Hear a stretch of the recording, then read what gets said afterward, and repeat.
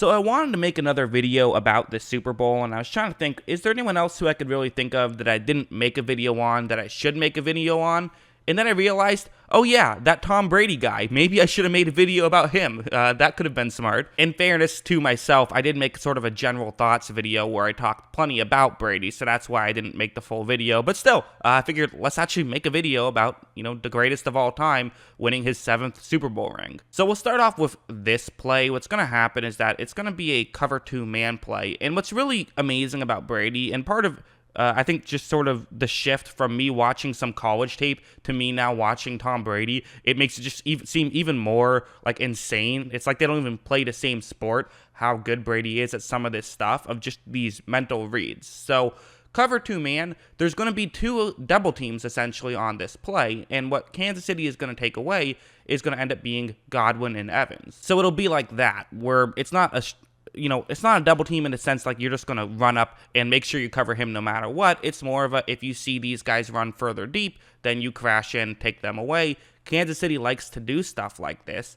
And for Tampa Bay, sometimes they say an offense is only as good as their 3rd best receiver because you can still double team the top 2 receivers, although it is a bit tricky when you do that, but you can do that. However, the issue is that now Antonio Brown is in a one-on-one matchup, so that's where the benefit comes. That's the route that Brown is running, so it's a route that can be pretty good against this type of coverage given the situation, but the issue, of course, is that Brady doesn't know pre-snap what's going to happen, because how would he? He's not a mind reader, but he can make these decisions so quickly it doesn't matter. Watch him take the snap, and he has to fake a handoff too. He looks over the middle, then sees there was a double team, so gets over to Brown, makes a perfect throw, and gets a first down. So that's what Brady can just do better than anybody. It's not necessarily these, incredible throws. I feel like his arm is underrated. He has an incredible arm, and I'm not even talking about like this year. I mean, like, he's always had an elite arm talent since he's been in the NFL, but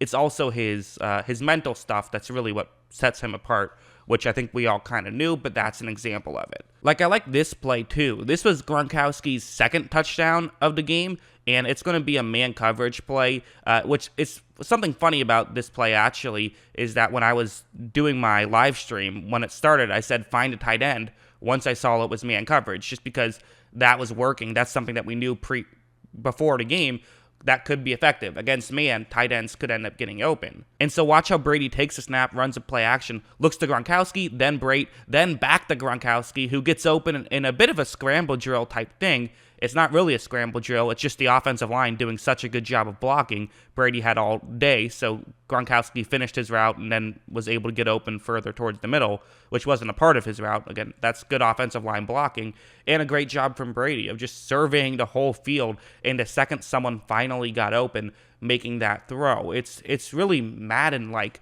the way he can just see the whole field. Like when you play Madden, you can literally see the whole field because you just glance over a little bit. Brady can seemingly do that, even though he has to turn his whole head to see the other side of the field. There's also small things like this, which, again, it's such a joy to watch Tom Brady and all of the little intricate details he can do to help out his team. Because, he wasn't making these incredible passes where he's threading the needle and throwing a ball through a mailbox 50 yards down the field in the Super Bowl. But he didn't have to, and he did so many other things that were so well, which is why he won MVP. So to set the stage right here, there's 18 seconds left. Tampa Bay has 1 timeout, and they're at the 24-yard line. So Kansas City feels like there's a good chance something deep could happen. And to take advantage of that from Tampa Bay, this is one of the many good play calls by Byron Leftwich, is you're going to have 4 receivers, so 3 wide receivers and Gronkowski are going to run deep on this play, and then Fournette's just going to run a little bit underneath. You throw it to him, you try and gain 10, 15 yards, and just set up potentially one shot at the end zone where you actually have a chance, because this far out, it's nearly impossible.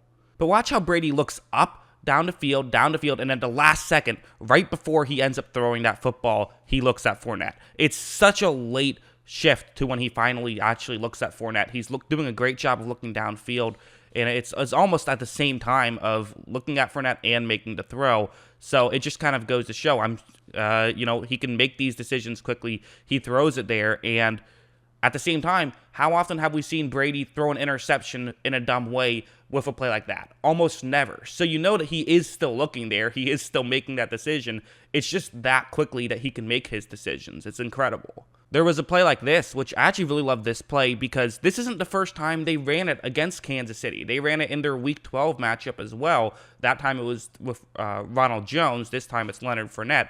But similar idea. Evans runs deep. This is against zone coverage. You have Godwin over the middle and Fournette underneath. Basically, the deep corner has to cover Evans, and now there's only going to be one player in that area that can cover either Godwin or Fournette.